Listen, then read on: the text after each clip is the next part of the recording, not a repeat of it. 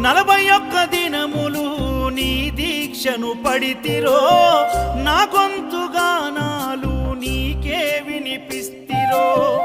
అన్ని వదిలి నేను నీ పూజను చేస్తిరో